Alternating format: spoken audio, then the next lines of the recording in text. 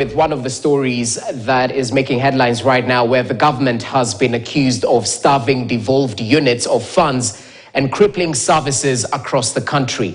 Makueni Senator Dan Manzo says failure by the national government to disburse funds to counties is hampering service delivery to citizens, affecting supplier payments and generally having paralyzed operations in the devolved units. Manzo also wants the government to end the scourge of abductions and extrajudicial killings. Namuomba Mungu aisaidie nchi ya Kenya.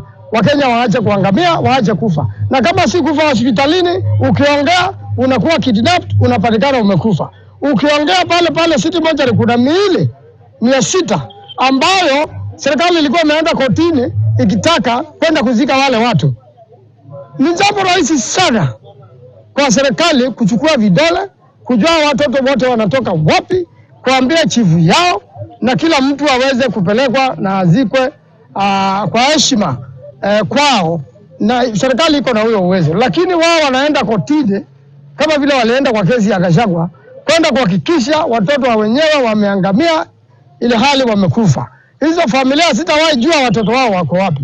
Kwa hivyo kila kitu ifanywe kwa utaratibu, maana sheria nzuri Kenya iko. Katiba ya Kenya ni nzuri, lakini watu ambao wanaendesha katiba ya Kenya wanatumia ukora.